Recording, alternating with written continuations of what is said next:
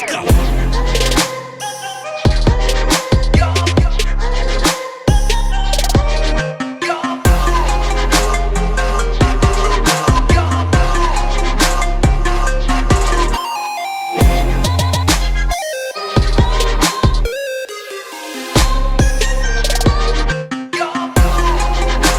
Hey everyone, I am MSK, aka Master Swag King, coming at you guys today with another video. And if you guys are returning viewers or new viewers, then please consider subscribing to the channel if you have not already. Leave a like on this video if you enjoyed it and comment down below. Also, make sure you guys hit the notification bell. That way you guys can get notified on whenever I upload a brand new video or go live. And in today's video, we are going to be talking about the Rippaverse, as the Rippaverse has had several new announcements come out over the last couple of weeks, so I will be covering all of them in this video. The Rippaverse began back in 2022 with the release of Isom number 1, and then was followed up by Isom number 2, Alpha Core number 1, Yaira number 1, the Ripazine number 1, Gooding the Polymath. After that, we ended up getting the Ripazine number 2, Horseman, Welcome to Fluorospark, and then finally, to round off 2024, we will be getting Bloodruth number 1, which I know the Sasuke sisters are very happy to show people what they can do in Bloodruth number 1, just like the same way they did in Yaira number 1. Other announced books that don't have release dates yet are Isom number 3, Alpha Core number 2, and Yaira number 2. So hopefully going into the end of the year, Eric July ends up doing some little announcement video where he talks about the other upcoming books they potentially have. I know he's mentioned this in the past where he's talked about potentially getting the Rippaverse on a monthly book release schedule, which I think would be good, because even though I like the Rippaverse and I am here for the long haul, the release schedule of the books has been rather slow. It's not been inconsistent, because he's been very good about being consistent with books getting released. It's just been still rather slow. You know, we still haven't even gotten the Horseman Welcome to Fluorospark yet, and that started for, not fulfilling yet, but that was already a campaign that ended up launching a while ago, but it doesn't matter. I am here for the long haul, and I can't wait to read the Horseman Welcome to Fluorospark. Also, at the time of me recording this video, it is Halloween, my favorite holiday of the year. I love Halloween. What's better than eating candy and dressing up for any character you've loved throughout your entire life? Name me a better holiday. I'll wait. So I know the Sasuke sisters really like Halloween. So, and they've been a great addition to the Rippaverse. So yeah, shout outs to Eric July for hiring the Sasuke sisters. They've been absolutely amazing to the fandom of the Rippaverse as a whole. But let's go over the announcements from the Rippaverse over the last couple of weeks. So we have this one, and this one doesn't even require me to actually play the audio. So we have the young Isom statue, okay? So the first statue of the Rippaverse was actually the Yaira statue, which is actually being produced by McFarlane Toys. And I know that young Isom is actually getting produced by another studio doing it. So basically, I've mentioned this in the Yaira statue video that I did. I'm not someone that's into this stuff anyway, whether it be the Rippaverse, whether it be like Hot Toys. I don't care for this kind of thing. Every once in a while, I'll do it very ghetto-like. I'll fucking go to a Walmart and pick up a freaking toy that I like, and I'll maybe put it on a shelf over somewhere. But that's pretty much it. I don't really care for this stuff all too much. But if you like it and you do, that's perfectly fine, right? So people were just basically memeing this as like, why would he call this young Isom? Okay? So Rippaverse detractors might be some of the dumbest people I've ever encountered in my entire life. Why is this called young Isom? This has nothing to do with the non-lawsuit they're talking about, because first of all, that wasn't a lawsuit anyway. It never even went that far. People are so beyond retarded that they actually think that was a lawsuit when it was not, okay? So, this is actually a cover done in Isom number 2. So I'm going to jog everyone's memory, and we're going to go look at it right now. Here is your proof. So you see this? This is Isom number 2, and this was a cover specifically by, I think this is, this is a cover by, I think, Kanan White or something like that. I'm pretty sure this is Kanan White's cover, or is another, no, it's Mark Evans. This is a Mark Evans cover, actually. So There you go, right there in this picture. Young Isom is featured on the cover, or one of the covers of Isom number 2. That's it. That's it. I really don't know how this was so hard for people to actually understand. And young Isom appears in Isom number 2 in the initial backstory we see for the character. So you would know who read the book based off the answers they gave to young Isom. Young Isom, I'm going to reiterate this one more time. That statue and the name is based off where the character is in the past in Isom number 2. And the cover is right there. Just pointing out. And I'm sorry if I messed up on who did the cover. I did genuinely forget. But this cover does look pretty good and perfectly displayed something in the future that we got to see done as well. Now, would I have chosen this specific cover and that pose for Isom? Well, if Eric is going for like the whole young Isom, then obviously, yeah. But in my opinion, I would just kind of went for something that he's already did before. Like maybe he does one of the Isom covers from the first campaign, or maybe this one. I don't know personally. I think maybe having this cover right here when he's fighting Chadron is good. Now, obviously he would never make a statue out of Ethan's, because Ethan's a piece of shit, and that's never gonna happen because he does not deserve that, in my opinion. So this one obviously would be the best one to go for. And the Shane Davis one, yeah, I wouldn't give anything to that piece of shit either. So moving on. We had a SpaceCon 2024 announcement where it is another book coming out. Apparently it's called Introducing Zalen, Chuck and Joe Bennett. SpaceCon 2024 announcement. So yeah, it's awesome to see another Rippaverse book get announced, and it's by Chuck Dixon and Joe Bennett, two of the guys who already did Alpha Core number 1, which a lot of people really liked, and I'm looking forward to The Horseman, Welcome to Fluorespark. I did like Alpha Core myself. All right, so let's get into this.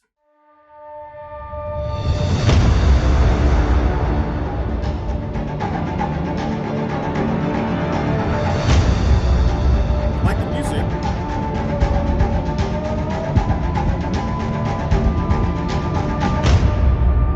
Rippaverse goes cosmic. Oh, shit. The galaxy.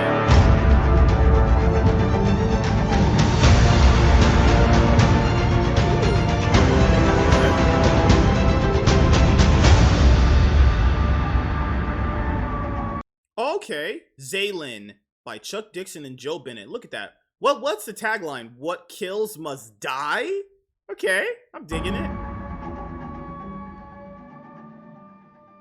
All right, but I also really like that Eric has been going to cons several times and announcing like new books, kind of similar to how like when Hollywood would have like TV and movies at like Comic-Con announcing like big things. It's nice that Eric's been doing that, for the fandom, because that's actually kind of cool, because at cons there's a lot of people there and you can also get the word out of something new coming out at a con. And this looks pretty good, I'll say, so far. I'm not like totally digging the art yet. I don't know who's doing it. Oh, it's Joe Bennett. Obviously he's doing art.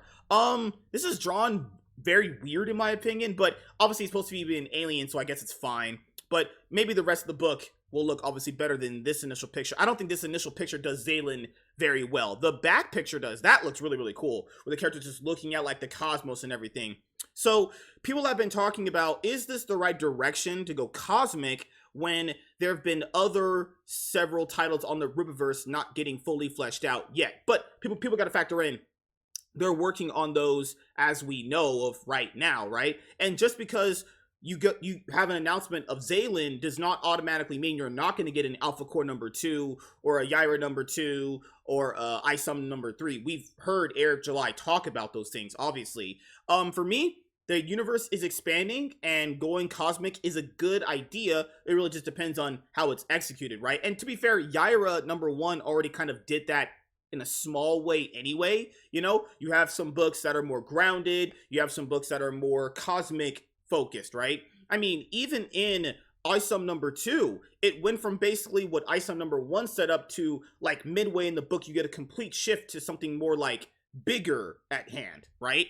So I don't think this is a bad decision, but it's just odd decision given where the books are currently structured at, right? We're gonna go from something that's like street hero based to horror based to something like this. That's gonna be pretty drastic, right? But keep in mind, not every single person is gonna be buying every single book. I think that's a common misconception amongst like comic book fans that they just buy everything, which is not true. Some people, like, I'll use an example of DC for this. Some people in DC only just buy like Batman, Superman, and Wonder Woman. Everyone else is just irrelevant. And you have some people that only just buy Green Lantern books.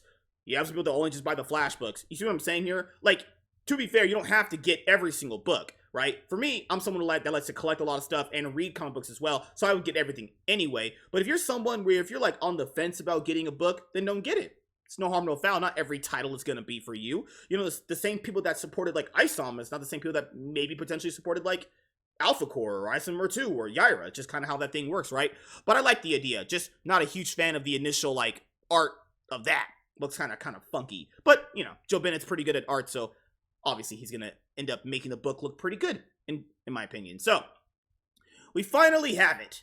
Bloodruth #1 official launch trailer. So, this has been a book that has been announced for a while, honestly. Now, Bloodruth and Gooding Cato Gooding, as his name is, Gooding the Polymath, was first revealed in Isom #2. Both of them had distinct arcs in that book to get Isom to where he needed to be. Now, in my opinion, and I've said this before, and I'm just, as you guys know, a very honest guy, I don't think Gooding nor Bloodruth are interesting characters, especially enough to have their own books. But after reading Gooding the Polymath, I thought that book was actually pretty good. Mike Baron definitely did a good job at portraying Gooding in a certain way, in a different vision for what he wanted the book to look like compared to what Eric did back in Isom #2. I'm not saying both are bad or anything, but it just, that was actually a good direction for the character at that moment in time, right? So with Bloodruth, I'm hoping that this book can actually shatter my expectations and surpass them, because I just don't think she's that interesting of a character. But we also had Yaira #1. And, you know, Yaira #1, I enjoyed it, obviously, but I did have some major issues with it, right? Then you have this book where you have a character where her powers are based off blood, and who better to obviously, you know, do this character than the Saucier sisters, actually, who are very, you know, horror-based. And let me just go look at this right now. Just a little quick shout out. I did put this out on my Twitter page. You know, you guys can go follow me, you know, follow, you know, the hot Riz daddy that is MSK. You know, make sure your boy gets all the follows and all the clout, right? So I put a tweet out where I said, hey, I'm going to do my Rippaverse video. Man, so they're looking forward to it. So, you know, hot ladies kind of know when the top G Riz Master is going to be putting out some based information. So, all right, let's go over this. Oh, and this, keep in mind, guys, Halloween, favorite holiday of the year. What's better than candy and dressing up? What's better than that? I'll wait.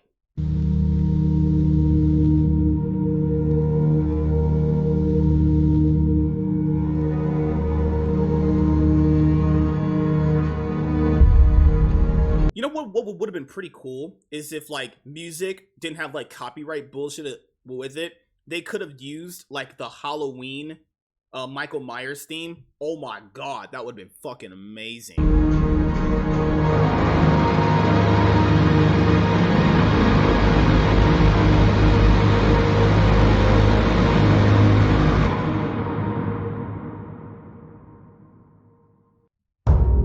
God put a mark on the damned that would let others know they are not to be killed. Anyone who harmed the damned would be punished 7 times over. The damned were hidden from God's presence and forced to live out their lives carrying out the punishment of their cursed bloodline. The sin pumped through the veins of one descendant to the next. All bore the same mark. I know that my family carries a cursed bloodline. We were made to face the damned. Our blood makes us special. Our bloodline attracts the damned and gives us the power to fight them. The hunt continues for the one that got away, but my mission beckons me forth. This feeling I have is getting worse. Something pulls me west. I must find out why. I am the last one of us left. The blood of my family runs through my veins, and no one can take that away from me. I am not alone. I am their hope. I promise you, no matter what, come hell or high water, or actual hell itself, I am through with running. Flores Park had better be ready for me. Huh. Wow. Okay. I like it. Okay, so I will say this. This was a character that I was legitimately not interested in at all having her own book. But this trailer, I will say this, thoroughly did convince me. I loved the spooky nature of it, the voiceover, the art visuals. Yeah, it's like a horror, not like barbaric tale, but it went from like a horror style barbaric tale into something more in the present day. I thought the trailer was good. This actually, I'm not gonna lie, might be one of the best trailers they've put out for a book that's been on the level of like Alpha Core, Isom #2, Alpha Core #1, and The Horseman, Welcome to Forest Park. I think those three are the best animated trailers they put out. And this one wasn't even an animated trailer. It was just more like a voiceover trailer showing just Bloodruth's origins and ties to everything in her life before to what's going on now. I honestly thought it was really, really good. And especially captured that horror feeling, the grittiness, the dark nature of it. Oh, I loved it. I think this is one of the best trailers. I'm not even... You guys know I'm honest as they can be. Trailer was fucking awesome, man. I like it. I loved it. All right, so I wonder how much money Bloodruth has made so far. Probably made like almost like when Eric July drops these books sometimes, bruh, some of these books literally be hitting like $50,000 within like 3 hours. That's crazy. $50,000 in 3 hours. That's insane. Sorry. Hit the wrong one, but we'll check the Horseman out. Whatever, we're here. Bloodruth #1 pre-order collection. I'll get this when I get paid. I'll back one of the books when I have the time, obviously, which is obviously when I get paid. I get paid this week. Why is it doing this? This has to be a problem with the website. I can't even scroll down. So no, the Horseman's working fine. Maybe it just glitched out. Yeah. Hold on. Let me just reload the page. Let me reload the page because it was literally just glitching for me. Okay. So we have almost 1,500 books sold. And this book, I think, was announced at like, 4 p.m. PST my time. And it's already made almost $85,000. Must have been a lot more Bloodruth fans than I thought. Hey, could have fooled me, right? But that's crazy. $85,000 already. I think the trailer was fantastic. I know Jen and Sylvia are going to do a great job on this book. Yara #1, I liked it. I'm not saying I didn't, but it did have some major flaws there, So hopefully in this one, they're going to be able to shore up those flaws, and they are sweet and beautiful. And the ladies know the Riz Master is me. The Horseman, just checking in on it right now, almost at 700K. That is insane, actually. So Eric July, for all the people criticize him for, definitely knows how to make money and put out consistent comic books, actually, because that's the goal. So yeah, that kind of wraps up all of the current Rippaverse announcements. I know that Eric July has Rippasen, which is doing other books as well, but that's not really the Rippaverse, so to speak, right? This is just for like the new stuff from them. But do go support Achromatic Chronicles Green from Rippasen, which is Drunk 3PO's book. I'll be getting book 1 very, very soon myself, and then I'll just back book 2 on the campaign. So the upcoming Rippaverse content you guys can see from me outside of this is me and Professor Savage Dad already did a review of Gooding the Polymath. I did end up getting the Rippaverse #2. So those are all the next books you can honestly expect reviews from. And like I just mentioned there before, me and him already did the review. It's not like I have to just record it. It's done. It's ready to go. I just have to clip it out of one of my older Iron Man podcasts and just upload it for you guys. So yeah, I'm glad Jen and Sylvie have been a great addition to the Rippaverse. But they've been fun, honest, great to have conversation with, and I know they're very happy about releasing their own book on Halloween. And we are on Halloween today, so what a better combination of horror, lady who looks, hey, I'm not really all that into black women, but maybe if she played her cards white, maybe I could dip my hands in some milk chocolate. But nevertheless, thank you guys for checking out this video. If you guys are returning viewers or new viewers, then please consider subscribing to the channel if you have not already. Leave a like on this video if you enjoyed it and comment down below. Also, make sure you guys hit the notification bell. That way you guys can get notified on whenever I upload a brand new video or go live. I am MSK, aka Master Swag King, and I'm signing out, guys. See you guys later. Deuces. Peace.